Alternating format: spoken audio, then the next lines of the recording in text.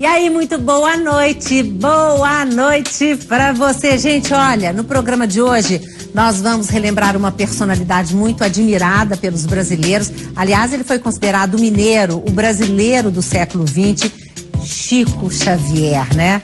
E tem um circuito cultural homenageando o médium. E no fim desse mês de maio estreia um grande musical sobre a vida do Chico. Quer saber mais? Aliás, quer saber tudo, né? Tem algo a dizer do Chico? Algo que você quer saber dele? Você tá no programa certinho, sorria. Você está no seu Brasil das Gerais.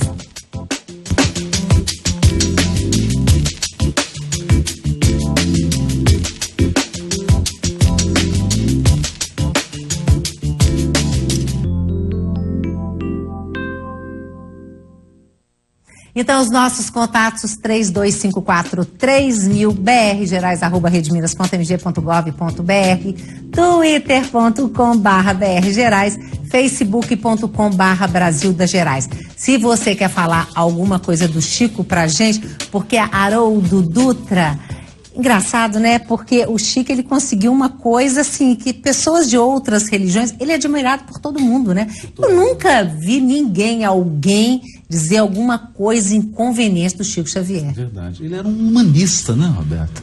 E conseguiu, muito mais do que um espírita. Muito mais do que um espírita. Ele conseguia agregar em todas as cidades que ele passou, tanto Pedro Leopoldo quanto Uberaba, mas principalmente Uberaba, os protestantes, os católicos, judeus, muçulmanos, as pessoas iam até ele e estabeleciam um contato com ele tão diferente, por conta também da caridade, do trabalho que ele fazia. Ele ajudava todo mundo. Você está falando, eram igrejas evangélicas, era de tudo, não tinha Eu soube de um caso tão curioso, você vai gostar. Uma vez ele foi em Goiânia, bateu de manhã, cedinho, 6 horas da manhã, na porta de um senhor. Aí ele falou: Chico, você aqui, o que você quer? Preciso que você me leve no cartório. Chegou lá no cartório de registro de imóveis, ele tinha ganhado uma fazenda multimilionária e ele estava doando a metade para uma instituição católica e a outra metade para uma instituição espírita. Quando as freiras souberam da doação, que era uma fortuna, colocaram o quadro dele lá na instituição católica, então as pessoas amavam por conta desse Ele não ficava com nada para ele, ele passava tudo para frente para outras pessoas, né? Tudo. E você tem um caso, porque, por exemplo, essa coisa do respeito de pessoas de outras religiões, tem um caso, né, de um pai que o filho morreu, me parece que era judeu, é isso? Exatamente. O pai ficou tão assim abalado com a morte do filho, era um filho único, né, homem, para um judeu, imagina, né? Que ele começou a dormir no cemitério. Ele ia lá, deitava em cima da lápide do túmulo do filho, e quando ele vai a Uberaba, o Chico recebe uma mensagem em hebraico, com detalhes, e no final o filho diz assim: olha, pai, quando você vai para o cemitério dormir lá sobre o meu túmulo, eu estou aqui em casa ao lado da mamãe para fazer companhia para ela. Depois daquele dia ele nunca mais foi ao cemitério.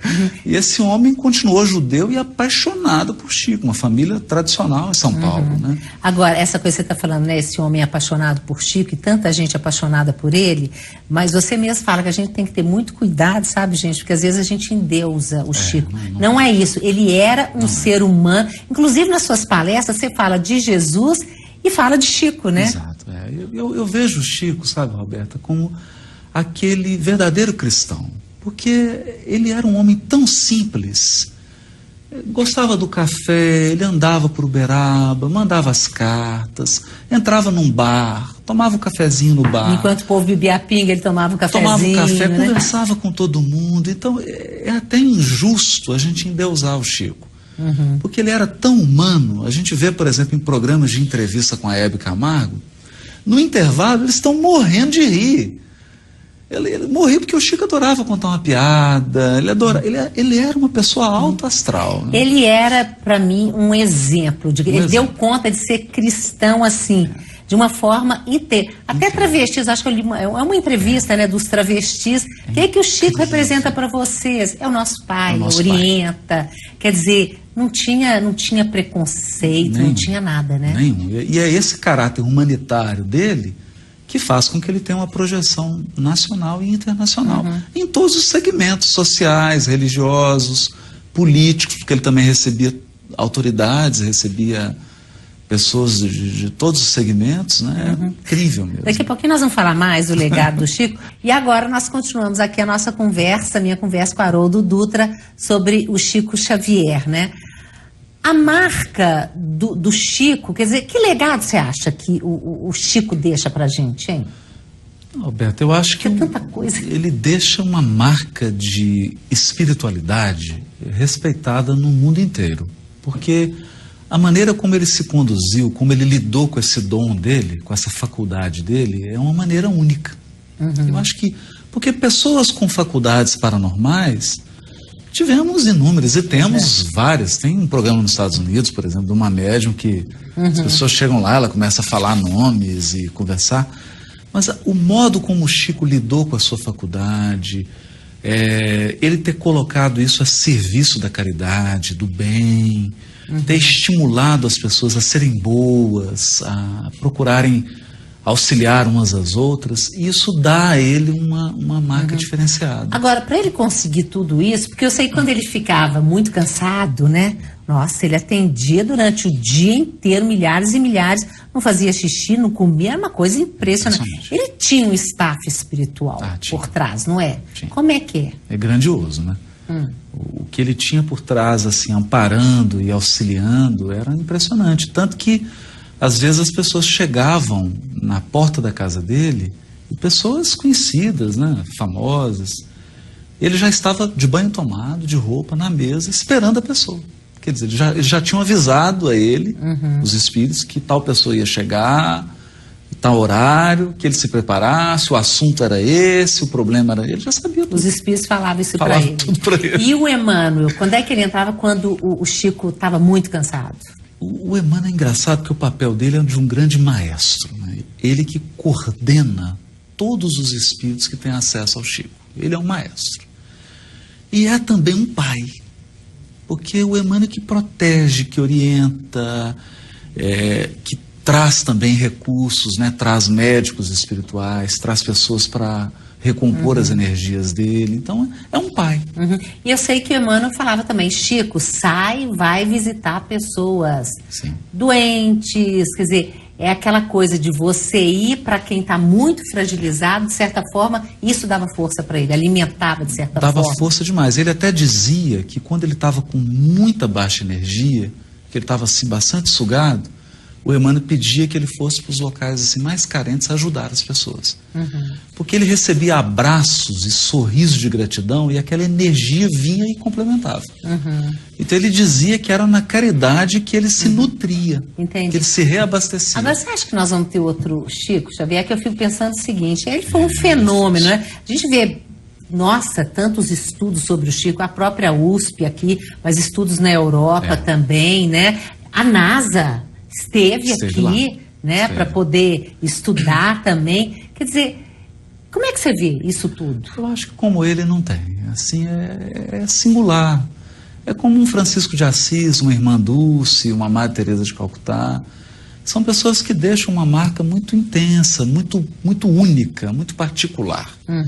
E até acho que quem surgir com faculdades semelhantes deve procurar ser ele mesmo, ter a sua personalidade, deixar uma marca diferente, porque também ficar imitando não tem nada a ver. Não tem nada a né? ver. Agora, o Chico já mandou mensagens depois que ele desencarnou, né? Sim, E aí, como é que se sabe se são mensagens verdadeiras ou não? Para mim, Roberto, o critério é o da sutileza. Porque o Chico era tão sutil. Então, quanto mais sutil for a mensagem, quanto mais anônima, mais tem a característica do Chico. Como é que é essa sutileza, assim? Ele vem, às vezes, sem se identificar, ele auxilia, às vezes, sem deixar o nome, ele dá uma orientação, depois você vê que era ele pelas características, mas não falou, que esse era o Chico. O Chico era assim, ele jamais gostava de, eu sou o Chico, pelo contrário, ele gostava de passar imperceptível. Se chamava de Cisco. Essa é a marca dele. São Cisco, né? Então, se for assim, tem toda a chance de ser ele. Se vier de uma maneira muito candidato Oscar de um tapete vermelho, alardeando, eu já fico em dúvida. E se a pessoa também fala que receber mensagem do Chico, assim, pode ser... Existe, né? Infelizmente, autopromoção existe, né? Existe demais, Roberto. É uma pena, né? É uma pena. Agora, Haroldo, nas palestras que você faz, como é que você explica o espiritismo para as pessoas e depois a mediunidade? Mas primeiro, o espiritismo. A gente tenta ir para o básico, assim, olha, você é imortal? Uma vida é insuficiente para que você dê conta de tudo?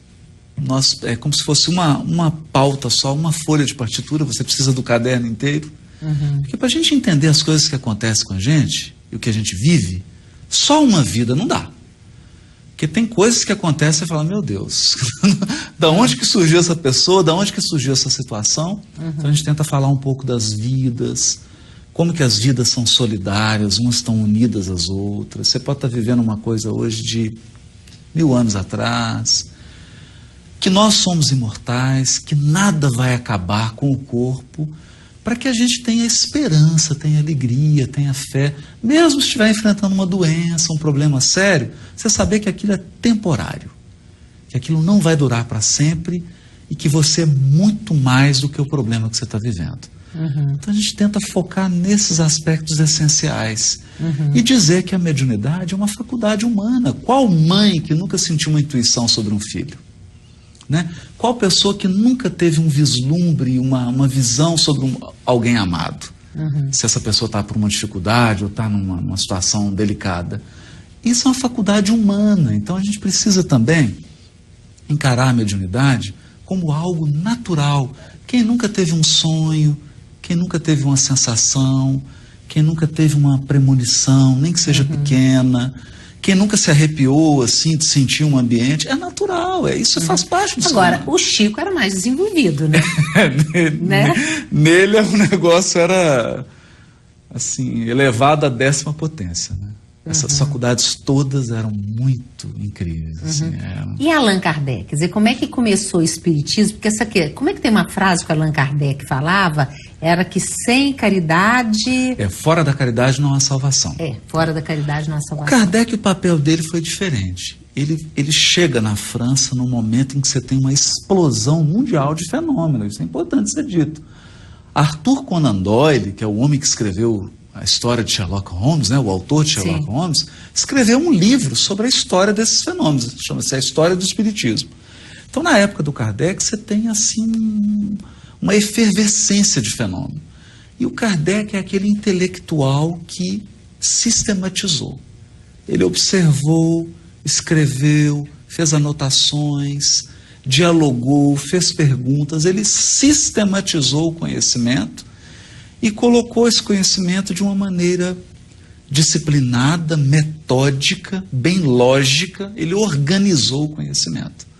E a partir dele, você tem uma possibilidade de ter uma prática mais racional. Menos mística, menos fantasiosa, mas uma coisa mais embasada, mais serena. Agora, você conheceu o Chico pessoalmente? Pessoalmente, não. Não tive esse privilégio. Sempre tive cercado de pessoas que viveram com ele, mas ele mesmo nunca. Nossa, você tem quantos livros publicados? Já tenho 3 livros. 3 livros? Gente, ele fez a tradução do Novo Testamento, em aramaico. Do grego para o português. Do grego para o português. E com questões do aramaico, do hebraico, né? Porque o projeto é a Bíblia inteira. Fazer a tradução toda. Nossa. Como é que você, sei lá, nas palestras todas que você faz por aí tudo, como é que você definiria o Chico Xavier em pouquíssimas palavras? Eu definiria ele como um humanista caridoso que demonstrou a imortalidade da alma.